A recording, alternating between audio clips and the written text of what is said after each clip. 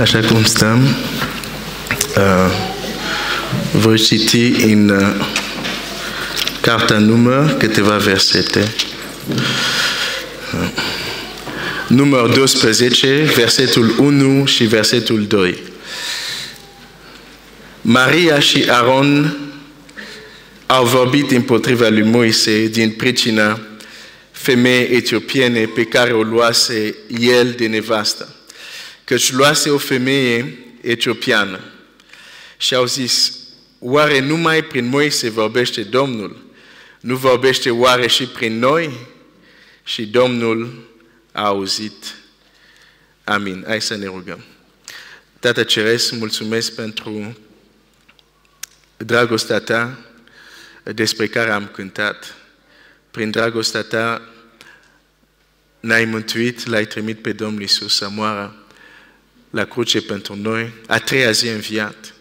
Și tu ne chemi la o viață nouă, la o viață transformată. În această dimineață te rugăm să ne vorbești și ceea ce vom auzi să ne ajute mai mult în această viață nouă la care tu ne chemi în Iisus Hristos. Mă rog, Tată, să-mi dai cuvinte potrivite pentru frații mei, surorile mele, ca ei să fie zidit, binecuvântat.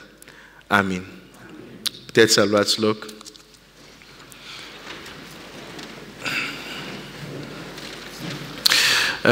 Înainte să încep, am un mic anunț. Știți că biserica are un site, se numește bbsperanța.ro, de la Biserica Baptistă Speranța.ro. A fost un moment unde nu am mai pus la zi mesajele, dar vreau să vă anunț, am început din nou, să zic, să punem. Deci puteți găsi pe site ultimile mesaje și există și o mică modificare.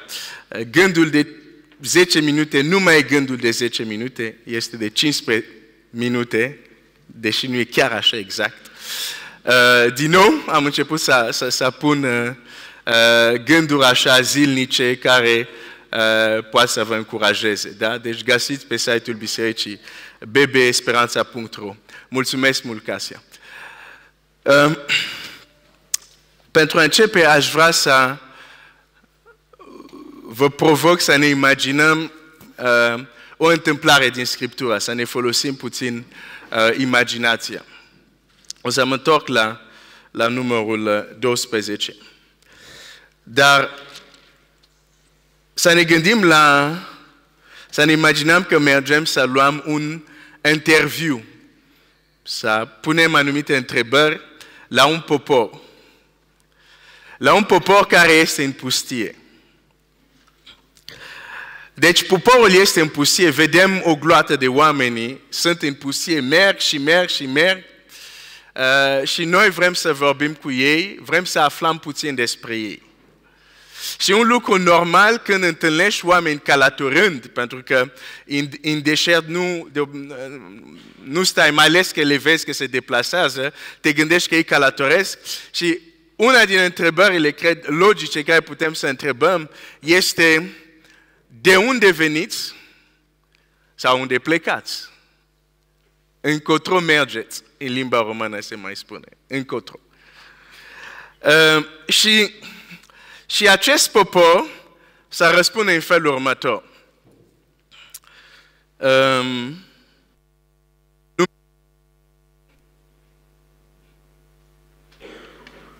Cum adică nu merge? Nu, noi nu mergem nicăieri.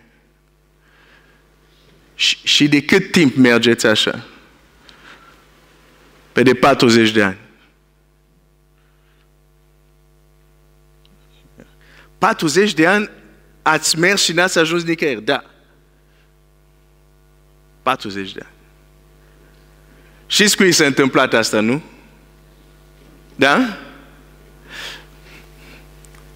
Și pot să le întreb, ok, dar voi cine sunteți? Păi suntem copiii lui Israel. Da? Ok. Copiii lui Israel, da. Dumnezeul nostru este Cel care ne-a scos din Egipt. Și v-a scos din Egipt ca să rătăciți în pustie? Nu. Dar de ce v-a scos în Egipt? Pe avea pentru noi o țară unde curge lapte și miere. Ok? Dar voi cum, de 40 de ani, nu mergeți nicăieri?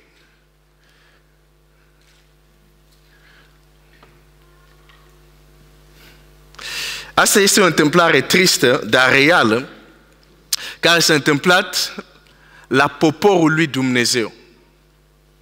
La poporul lui Dumnezeu. Poți să fii copilul lui Dumnezeu și totuși să mergi, dar să mergi nicăieri.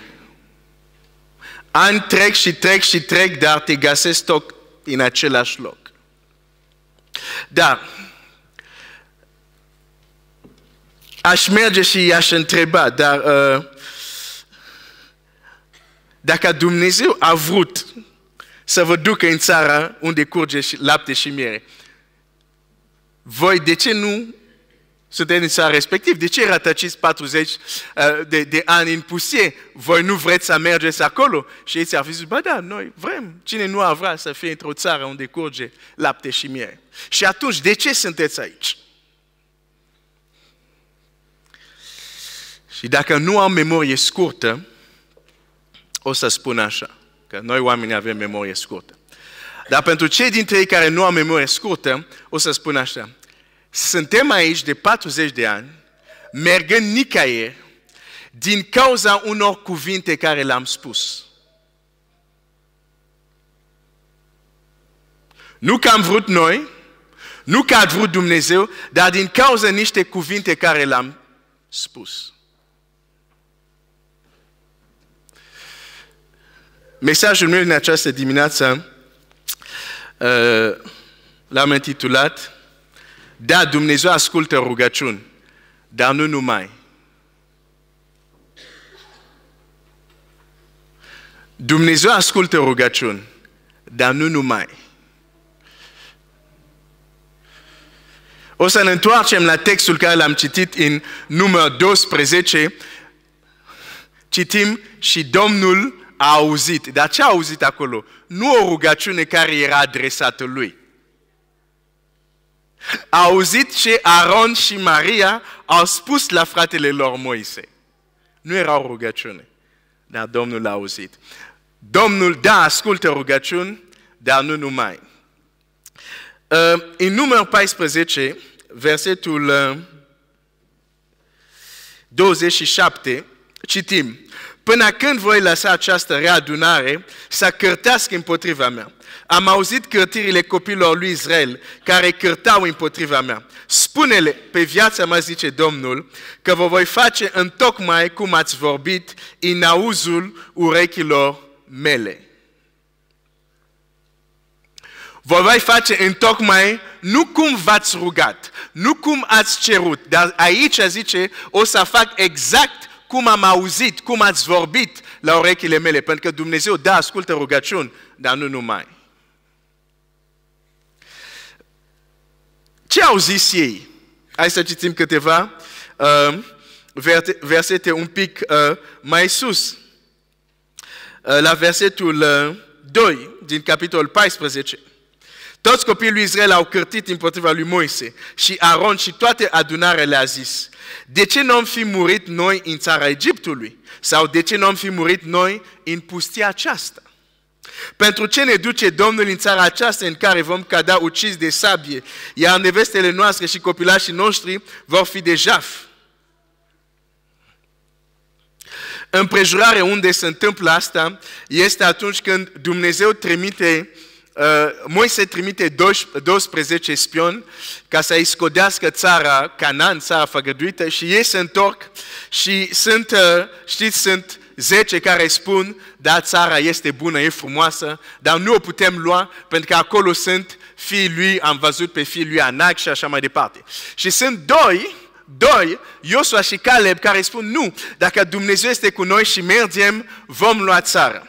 Poporul a crezut mai bine pe ceilalți 10, că ei nu pot să ia țara. Și poporul este, cum zice aici Biblia, au cârtit împotriva lui Moise și și Aron. Dar de ce au cârtit? N-au cârtit că s-au trezit, au zis, ok, voi cârti, hai să cârtim. Nu. A fost un context unde s-au speriat, dar au zis ce nu trebuia să spună. Și nu e prima dată, nu am timp să citesc, dar de când ei au ieșit, mulți dintre ei ziceau, de ce n-ai dus în pustia aceasta? De ce? Au tot zis. Și de data asta, când au zis asta, Dumnezeu a zis, bun, exact cum ați spus, exact așa o să vă fac. Și dacă mergeam și putem să luăm un interviu cu ei care merg 40 de ani și nu se duc nicăieri și le întreb, asta a fost planul lui Dumnezeu pentru voi? Nu. Asta ați vrut voi? Nu. Dar ce s-a întâmplat? Am zis ce nu trebuia. Dumnezeu ascultă rugăciuni, dar nu numai. De aceea trebuie să avem grijă ce vorbim. La copii este cântecul asta. Ai grijă, gura mică, ce vorbești, ceva de genul. Nu știu tonalitate. Există cântecul? Sara, da, mersi. Credeam că amintirea mea, memoria mea mă înșelă. Da? Ai grijă, gura mică, ce vorbești. De ce? Pentru că Dumnezeu ascultă rugăciuni, dar nu numai. Credem că Dumnezeu ne ascultă doar când zicem, hai să ne rugăm. Și când am zis amin, acum putem spune ce vrem. Că Dumnezeu nu mai ascultă. Ascultă doar ce zicem în rugăciune. Nu este adevărat.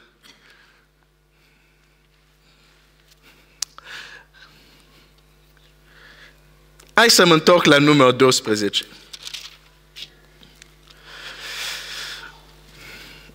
Maria și Aron au vorbit împotriva lui Moise. Deci, deja vedem, înainte să vin la 12, vedem în 14, deci Dumnezeu ascultă și ceea ce cârtim când e o situație care nu ne convine. Ascultă și asta. Acum mergem în numărul 12. Maria și Aron au vorbit împotriva lui Moise din pricina femeii etiopiene pe care o luase el de nevasta, că își luase o femeie etiopiană, adică din Africa. Noir.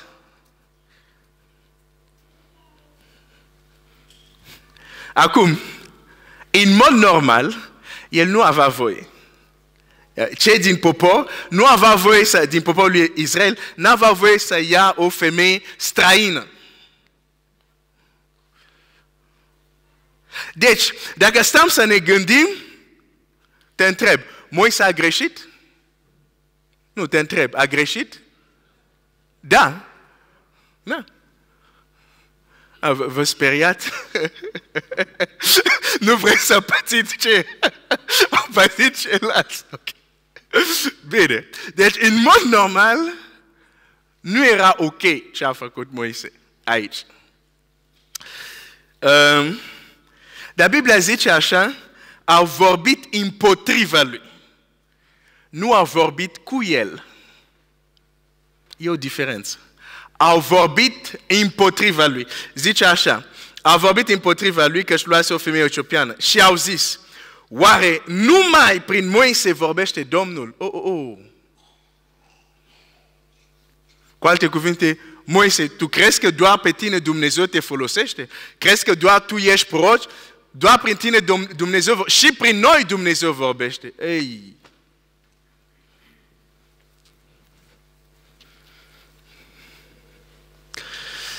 Nu vorbește oare și prin noi? Și Domnul a auzit. Te întreb, ei se rugau acolo? Nu. Nu se rugau. Dar Domnul a auzit și a zis, ce? Dumnezeu a zis, ok, știu ce a făcut Moise, dar tonul cu care vorbiți cu el, stați, cobor. Și exact asta s-a întâmplat.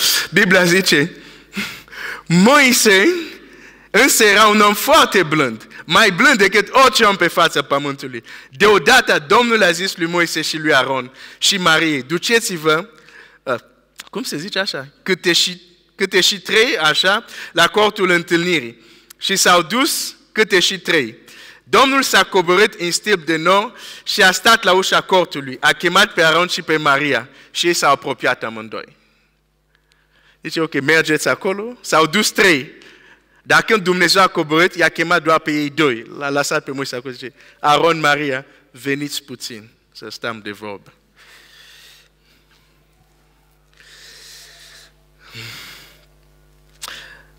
Ei s-au apropiat amândoi și a zis, ascultați bine ce vă spun. Când Dumnezeu zice așa ceva, trebuie să trebuie. Ascultați bine ce vă spun. Când va fi printre voi un proroc, eu, Domnul, mă voi descoperi lui într-o vedenie sau îi voi vorbi într-un vis. Nu tot așa însă este cu robul meu, Moise. El este credincios în toată casa mea. Eu îi vorbesc gură către gură. Mă descoper lui nu prin lucru greu de înțeles, ci el vede chipul lui Dumnezeu. Cum de nu v-ați temut, deci, să vorbiți împotriva robului meu, împotriva lui Moise? Domnul s-a prins de mânie împotriva lor și a plecat. Norul s-a depărtat de cort și iată că Maria era plină de lepră, albă ca zăpadă.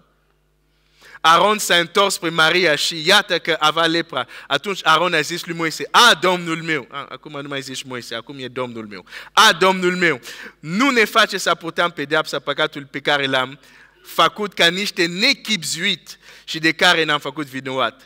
Să nu fie Maria ca un copil născut mort, a căruia carne este pe jumate putredă, când iese din pântecele mamei lui.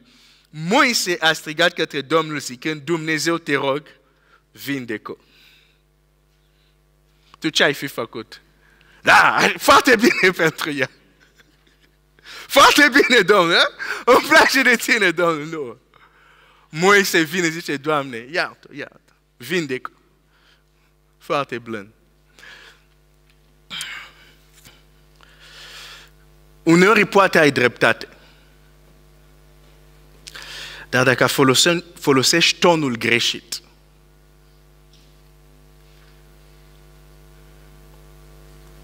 dacă ai atitudinea greșită, Biblia spune, dacă fratele tău a păcătuit, du-te și vorbește cu el.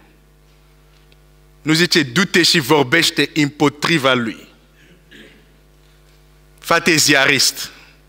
Nu e ziarist, dar te faci ziarist. Anunțul, vorbești peste tot, împotriva fratele tău. Nu zice, du-te și vorbește cu el. Dacă mergeam și vorbeam cu Maria, atunci zic, sora lui Moise zic, Maria, ai lepră. Dar ce se întâmplă? Tu slujești pe Dumnezeu. Cum de ai lepra asta? Și ea mi-ar fi spus, dacă nu are memorie scurtă, am zis ce nu trebuia.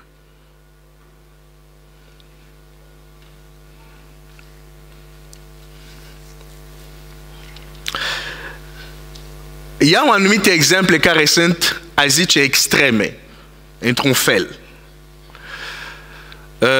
Dar putem învăța din exemplele astea. Pentru că, într-adevăr, Moise nu este oricine. Moise spune la poporul evreu, zice, și le spune așa, la sfârșitul veacurilor, Dumnezeu vă va ridica un proroc ca și mine. Și vorbea de Domnul Iisus. Cu alte cuvinte, Moise zice, de la mine până la Iisus vor fi proroci, dar nu să fie la nivelul meu. Nu vor fi ca mine. Și de aceea e expresia aceasta, Moise și proroci. Deși Moise și el e un proroc, dar se zice Moise și proroci. Era un om deosebit. Și este important în biserică, mai ales în contextul democratic, în democrație, da? Unde din ce în ce mai mult văd că nu mai există respect pentru autoritate. Suntem toți la fel. Dar nu e adevărat.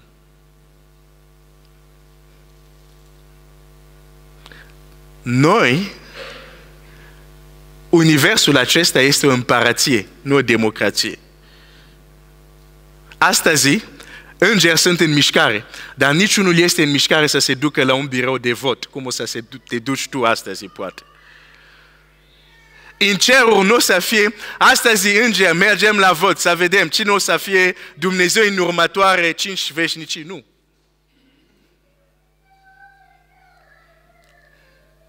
Nu există vot în cer. Dumnezeu este rege, punct. Dar în democrația, îl chem pe președinte chiar pe prenumele lui. Nu e bine. Nu trebuie să spui Ioanis.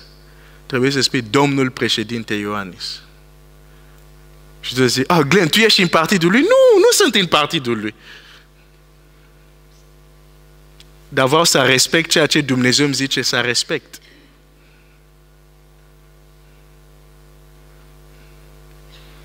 Dacă ești din această biserică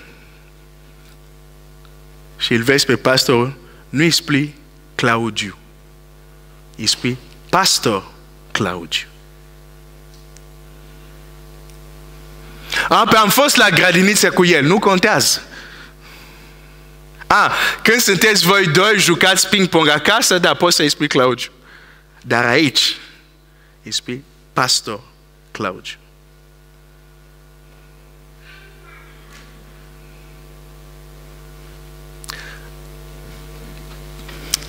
Moise era un om deosebit.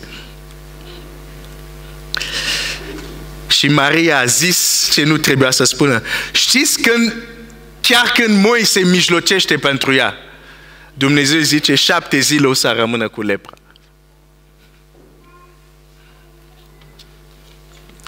Versetul 14. Și Domnul a zis lui Moise, dacă ar fi scuipat-o tatăl ei în obraz, n-ar fi fost ea oare de ocară timp de 7 zile, să fie închisă de 7 zile afară din tabără, după aceea să fie primită în tabără. Maria a fost închisă 7 zile afară din tabără. Și poporul n-a pornit până n-a intrat din nou Maria în tabără.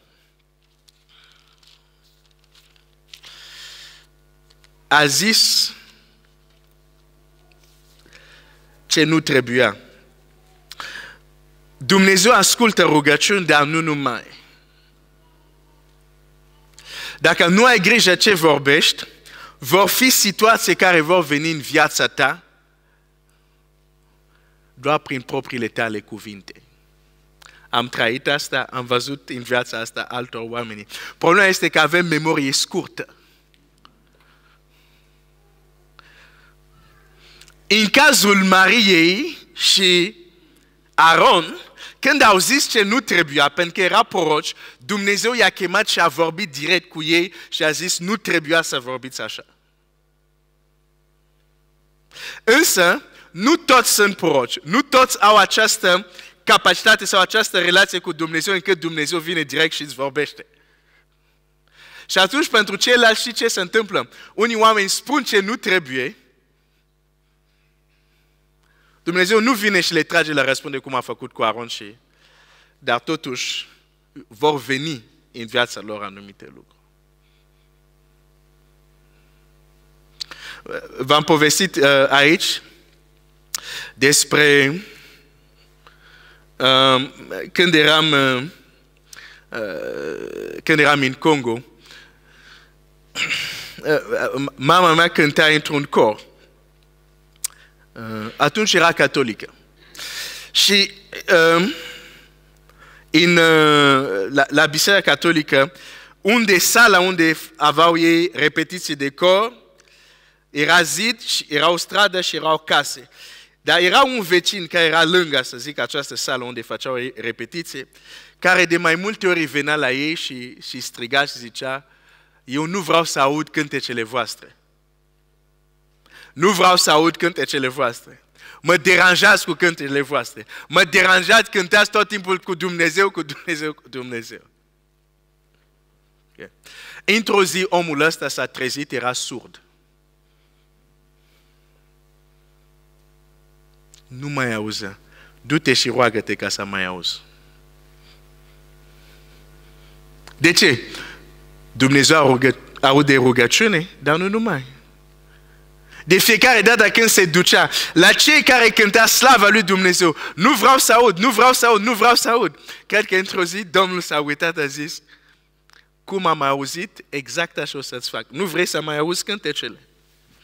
Îți ia auzul. Continuă să trăiești fără să auzi. Acum nu o să te mai deranjeze cântecele lor. Acum era surd. De ce? Din cauza ceva ce nu trebuia să spună. Bine, astea sunt exemple negative, dar trebuie să trecem și la ceva mai pozitiv. Dar mai citesc un exemplu negativ.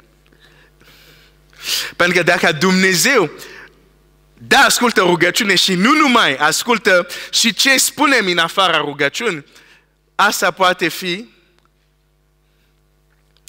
fi împotriva noastră dacă spunem orice, sau poate fi spre beneficiul nostru dacă spunem ce trebuie. Pentru că merge în ambele sensuri. Dar mai citesc un caz. În 2 Samuel,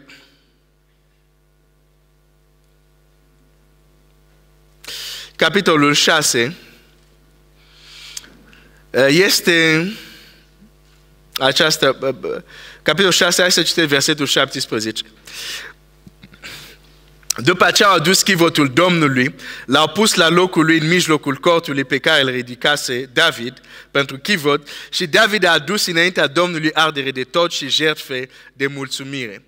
Când a ispravit David de a adus arderele de tot și jertfele de mulțumire, a binecuvântat pe poporul în numele Domnului oștirilor.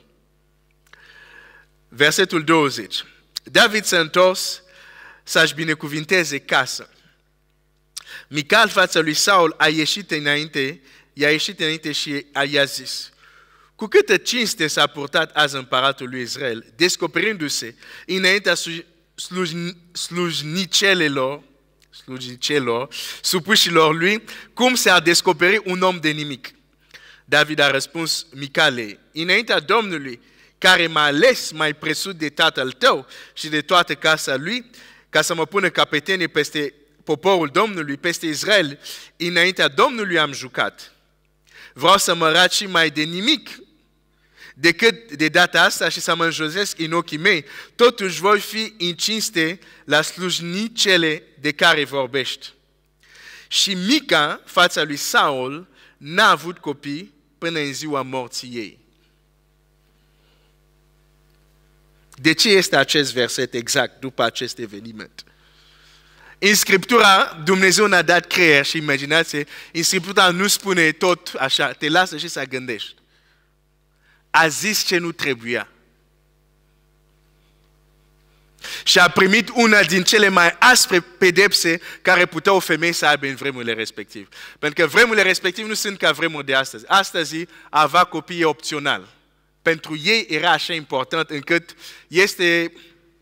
Soția lui Isaac, cred că se roagă, zice, dăm copii sau mor. Pentru ei era crucial. Dar ea a primit această pedeapsă. De ce? A zis ce nu trebuia.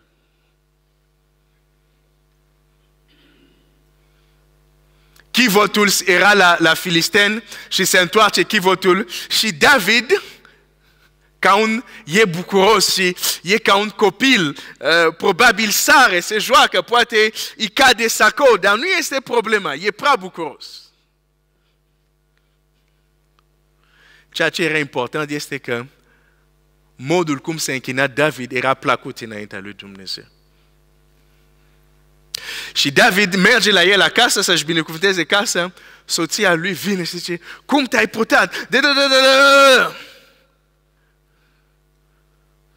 Și cu un ton.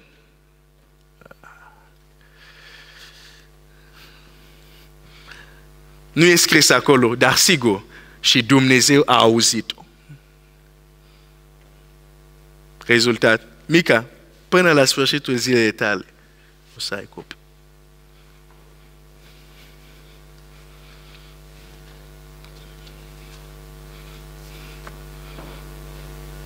Dacă Dumnezeu ne-a dat gura aceasta și ne spune, viața și moartea stă în puterea limbii, Pe nu e glumă.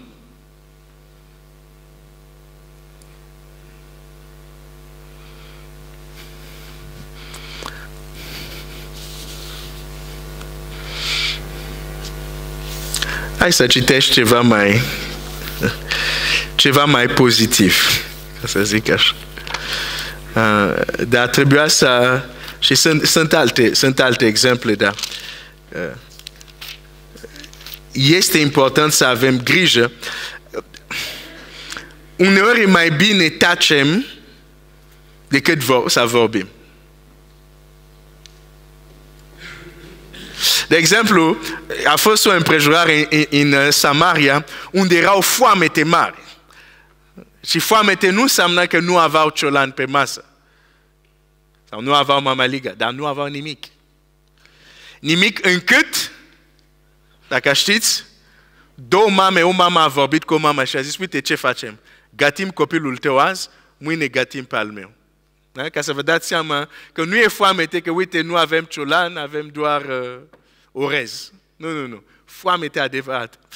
Și prorocul lui Dumnezeu vine și spune, mâine la poarta Samariei o să fie, zice, o să se găsească, nu știu, grâu la prețul ăsta, un lucru de fapt care era imposibil. De fapt ce spunea el, zicea, mâine o să aveți belșug. Păi stai puțin. Avem o lungă perioadă de foamete. Cum dintr-o dată mâine o să avem belșug? Nu e logic. Ok. Când Dumnezeu vorbește așa și tu nu poți să crezi, mai bine taci. Pentru că este unul care a răspuns și a zis, ce spui tu acolo? Chiar dacă Dumnezeu ar face ferestre în cer, așa ceva nu s-ar întâmpla. Omul lui Dumnezeu a zis, vei vedea, dar nu vei mânca. A văzut și, cum se zice, mulțimea l-a calcat în picioare și a murit. Exact așa se întâmplă. A văzut, dar n-a mâncat. Când nu crezi, mai bine taci. Fac ca Ezechiel. Dumnezeu îl ia pe Ezechiel într-o zi și îl duce într-o vale cu oase moarte, uscate. Și Dumnezeu îi pune întrebare, Ezechiel, oasele acestea pot trăi? Doamne, Tu le știi pe toate. Facă Ezechiel, nu spune nimic. El nu credea, pentru că dacă credea, ar fi spus, da, Doamne, dar nu credea. Dar în același timp zice, Dumnezeu mă întreabă dacă se poate, cum să-i zic lui Dumnezeu Atotputernic nu? Dar nici nu pot să mint. Doamne, Tu pe toate le știi. Când nu știi, mai bine taci. Când nu crezi, mai bine taci. Decât să spui o prostie. Și în România aveți acest proverb. Dacă taceai filozof, bravo, mai bine taci. Mai bine tacem. Când nu credem, când ne depășește, mai bine tacem. Decât să spunem prostii.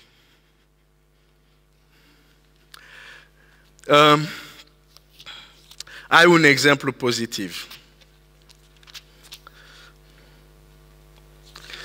Pentru că dacă atunci când spunem lucruri care nu ar trebui să le spunem, poate să ne coste, atunci când spunem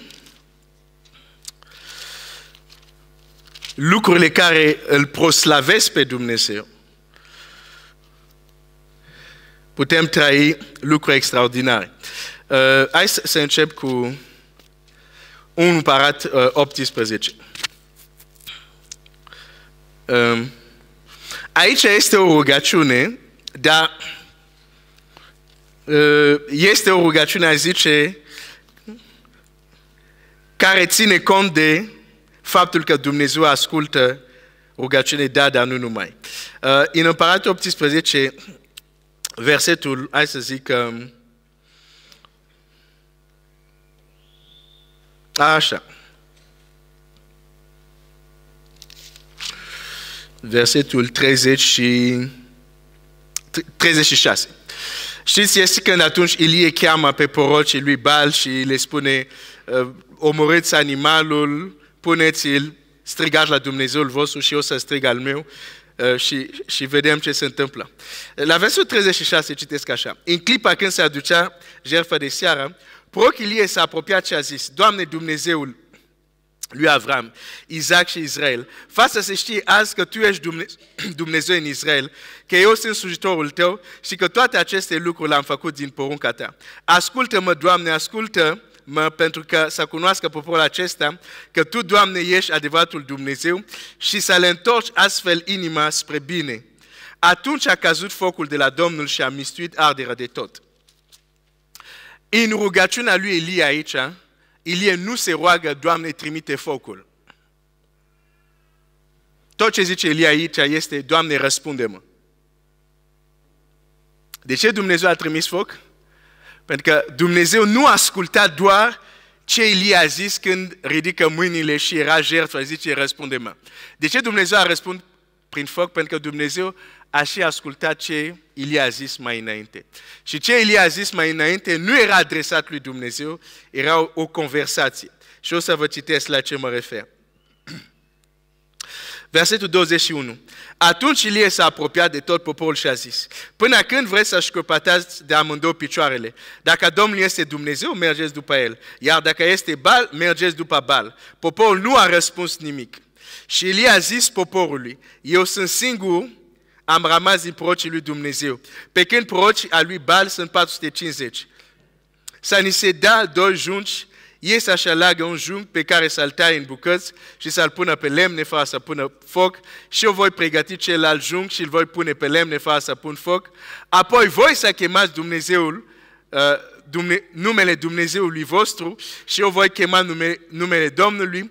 Dumnezeu care va răspunde prin foc, acela să fie adevăratul Dumnezeu. Și poporul a răspuns bine. Aici Elie nu se roagă, nu vorbește cu Dumnezeu, vorbește cu popor, dar le spune așa, uitați, voi vă închinați și la Dumnezeu și la Baal, și la Domnul și la Baal. Dacă Domnul este Dumnezeu, mergeți după El. Dacă nu, nu. Și apoi le spune, hai să facem un lucru. Ei să aibă jertfe, să cheme Baal, eu să-l chem pe Domnul și zice, Dumnezeu care va răspunde prin foc, El să fie Dumnezeu. Și poporul zice, da, e bine. Era o conversație cu popor. Dar în conversația cu popor, Elie spune, Domnul e mai puternic decât orice Dumnezeu. Domnul va răspunde prin foc. Nu era o rugăciune, vorba doar cu popor. Dar când s-a dus să se roage, el nu mai zice, Doamne, răspunde prin foc. Știe că Dumnezeu a auzit conversația lui cu popor. Zice doar, Doamne, răspunde și arată-le. Și Dumnezeu a răspuns prin foc. Nu mai avea nevoie să zică, Doamne, trimite foc. Pentru că Dumnezeu ascultă rugăciuni, dar nu numai. Tot în Cartea Împăraților.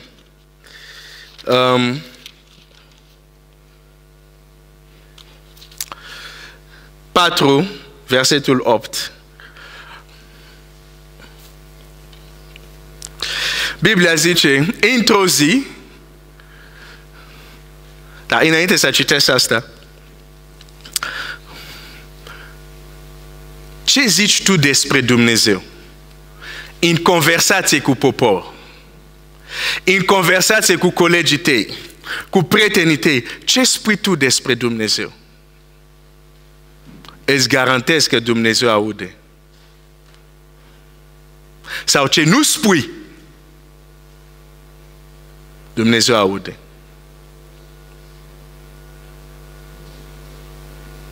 Cum vorbim despre Dumnezeul nostru?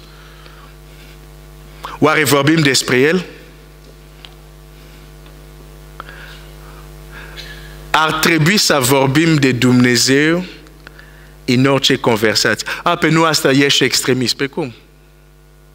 Biblia zice, din prisosul inimii vorbește gura. Dacă El este în inima noastră, este normal, în mod natural, vorbim despre... Nu zic că trebuie să predici. Nu zic că trebuie la fiecare conversație să zic, hai să zic ce zice Ioan 3:16. Nu e despre asta. Dar pur și simplu, în conversațiile noastre, e foarte ușor să vorbim despre Dumnezeu. Dacă El este în inima noastră.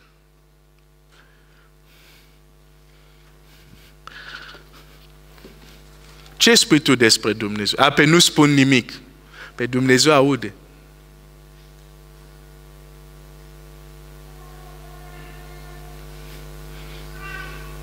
Pentru că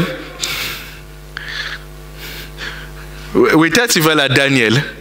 Daniel spunea și probabil și cu modul lui de a se închina și cu modul lui de a trăi, spunea așa mult despre Dumnezeul lui că atunci când cei care au gelos au vrut să facă un complot împotriva lui, au găsit în legea Dumnezeului și au zis, omul ăsta prea mult îi place să se închine lui Dumnezeu, suntem siguri că dacă votăm o lege 30 de zile, el să nu se roage, tot se va ruga. Și așa s-a întâmplat. Regele a vrut să-l salveze, dar nu a putut. Și apoi regele termină cu fraza aceasta, zice, Daniel, Dumnezeu care tu îl slujești necurmat, el să te scape. Dumnezeul tău să te scape. Ok, vreau să te întreb, oare colegii tăi, prietenii tăi, pot spune despre tine Dumnezeul tău cu care ne deranjezi? Păi dacă ei nu pot să spună asta despre tine, înseamnă că tu nu vorbești de Dumnezeul tău. Și Domnul Iisus zice, dacă mă mărturisiți în fața oamenilor, și eu vă voi mărturisi înaintea Dumnezeu și îngerii. Dacă nu, și mie îmi va fi rușine de voi. Să știi modul cum vorbești de Domnul Iisus, același mod El vorbește de tine acolo. Pe eu nu vorbesc de El, pe nici El nu vorbește de tine acolo.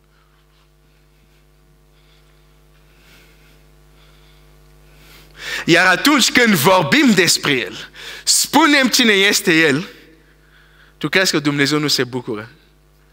Și la un moment dat o să zică, exact cum ai spus, exact asta o să fac pentru tine. Nu funcționează doar în partea negativă, funcționează în ambele părți.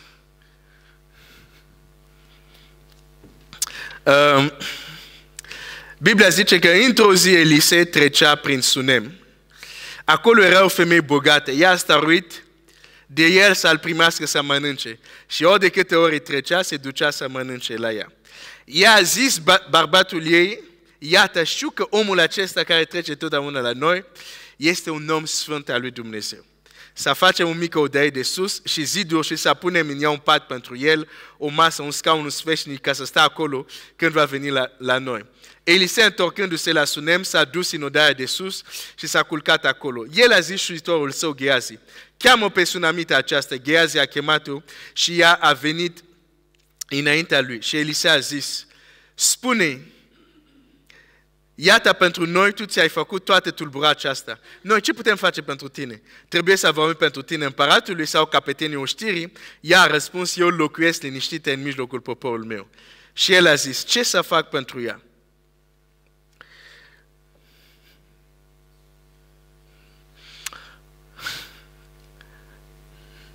Această femeie a fost primitoare de oaspete și a primit pe Elisei care trecea prin orașul ei. Nu numai că l-a primit, dar la un moment dat a făcut și o cameră pentru el să stea. Când vine nu doar să mănânce, uneori ești invitat la masă, după ce ai mâncat bine, poate mai vrei să stai de vorba, dar parcă vine somnul, știi? Și ea s-a gândit și la asta. Hai să aibă și o cameră unde poate să se ducă la un somn, cum se zice în limba română, oricât de mic și mare, după masă omul doarme un pic sau ceva de genul ăsta. Da? Cunoașteți? Bine, am zis greșit, știu, dar ați înțeles ce vreau să zic. Bun. Deci a putut să se ducă să doarmă. Există proverbul, Paul? Da, există, mulțumesc. S-a dus să doarmă. Dar la un moment dat, Elisei a zis, această femeie așa a arătat o dragoste pentru noi, trebuie să facem ceva pentru ea. Și o cheamă și zice, ce putem face pentru tine? Ai arătat așa, n-ai primit, te-ai tulburat și așa. Ce putem face pentru tine? Ea zice, nimic. Nu cere nimic. Să vorbim împăratului, nu.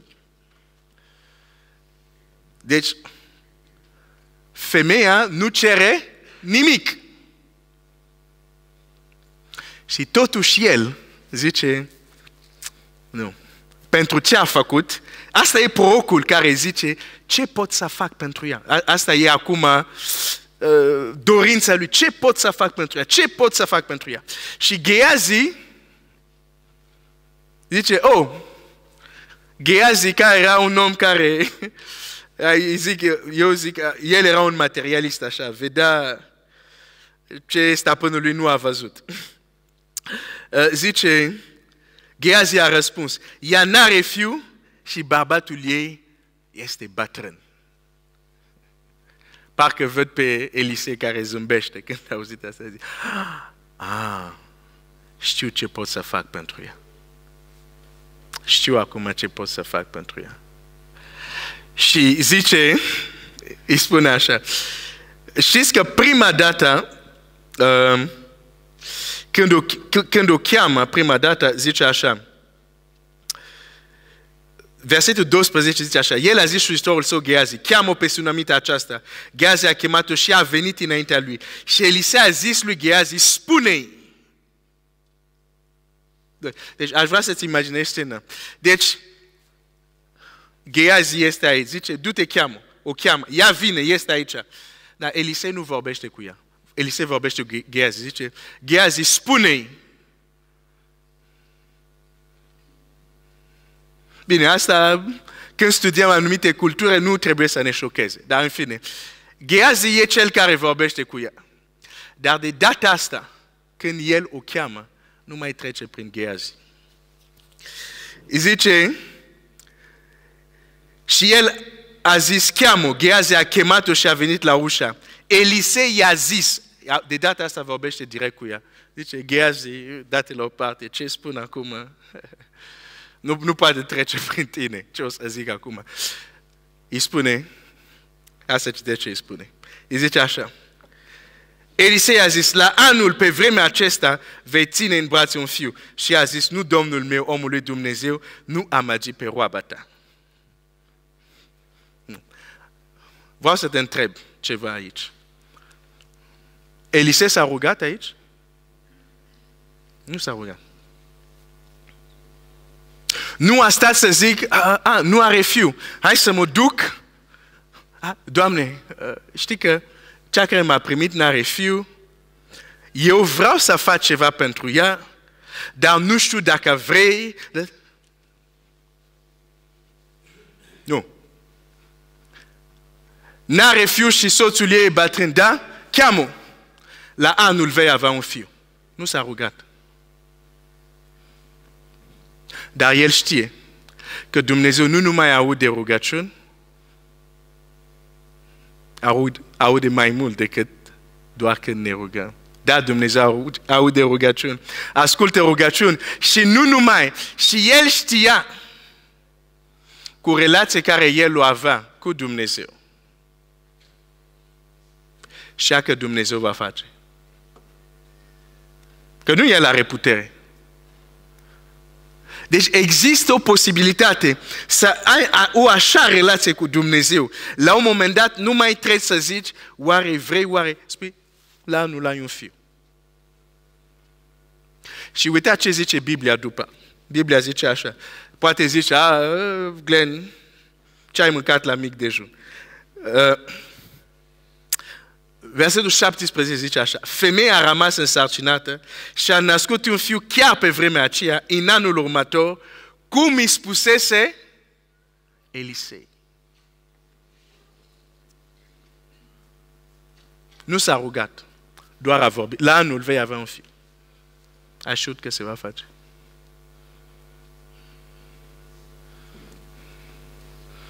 Deci, da, Dumnezeu ascultă rugăciuni, dar nu numai. Ne cheamă să avem grijă la ce spunem, dar ne cheamă și să fim oameni care spun despre Dumnezeul nostru. Elisei a ajuns la o așa comuniune cu Dumnezeu că știa, zice, nu, îl cunosc pe Dumnezeu. Eu o să spun asta, știu că El va face. Pentru că ceea ce cer este corect. Această femeie merită o răsplată. La anul vei avea un fiu. Fără rugăciune. Fără, Doamne, te rog, Doamne, nu știu ce, Doamne, nu știu. Nu. La anul ai un fiu. Gata, s-a terminat.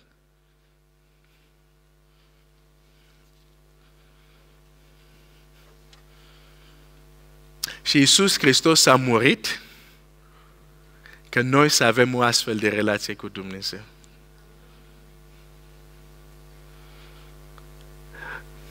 Căci acela care cred în numele Lui l-a dat dreptul să se facă copia lui Dumnezeu.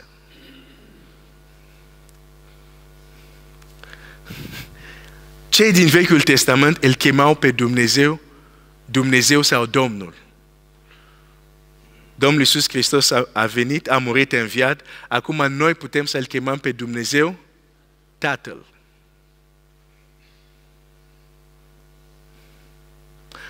O relație mult mai apropiată. Dar acum depinde de fiecare dintre noi cât vrem. Dar trebuie să învățăm, să folosim gura asta, în locul să spunem lucruri care nu ar trebui să le spunem, să spunem ce trebuie să spunem. Oameni să audă despre Dumnezeul nostru. Că este atotputernic, că este suveran. Că El stăpânește istoria. Nimic nu scapă, nimic nu se întâmplă fără El să știe. Oamenii au nevoie să audă asta.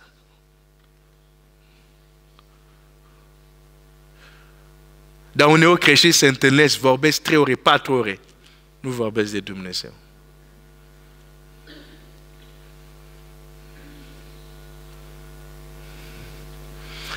Și atunci, ce să lucreze Dumnezeu? Cum Dumnezeu să spună exact cum vorbiți, că eu sunt mare, că eu sunt atotputernic, că fac lucruri extraordinare. Exact asta o să fac în viața voastră. Cum El să facă asta în viața noastră, că noi nu vorbim. Dumnezeu ascultă rugăciuni și nu numai. Mi-amintesc și nu numai. Hai să termin cu 2 mărturii scurte.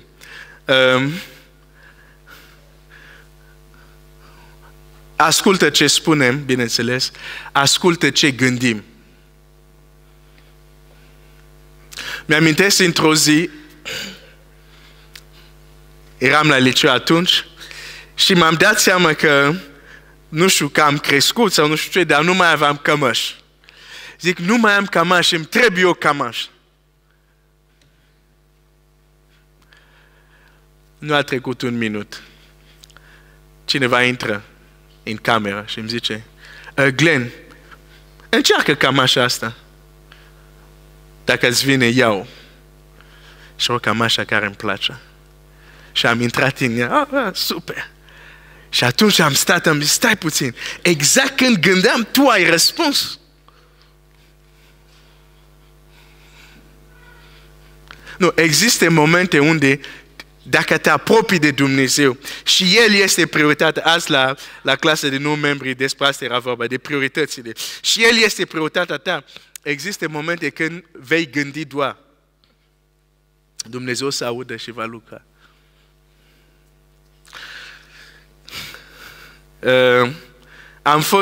Când am fost în Franța, într-o zi, un verișor îl critica pe președintele, așa, oamenii sunt foarte buni pentru a critica președinți, critica pe președintele de atunci din Congo.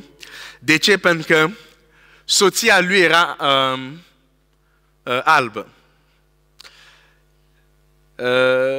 Și nu mi-a plăcut cum vorbea și am zis, stai puțin, uite, tu acum ai venit în Franța, de ce îl critici pe el? Că uite, în Franța sunt multe fete albe, poate tu te căsătorești cu una.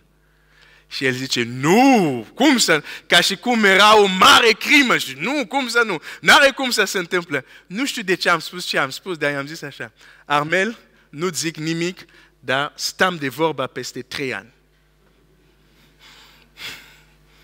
On en reparlera dans 3 ans. Nu știu de ce am zis asta. După 3 ani ce s-a întâmplat? Cineva îmi zice, Armel s-a căsătorit. Zic, da, super. Cu o franțuzeacă zic, da, albă, da. Armel? C'est clair, comment je vais alors? Felicitări, am auzit, te-ai căsătorit. Și el zice, da.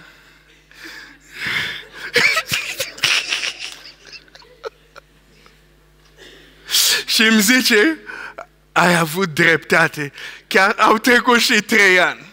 Zice, ok, acum putem sta de vorbă.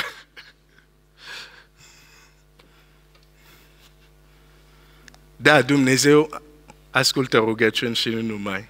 Hai să ne ridicăm.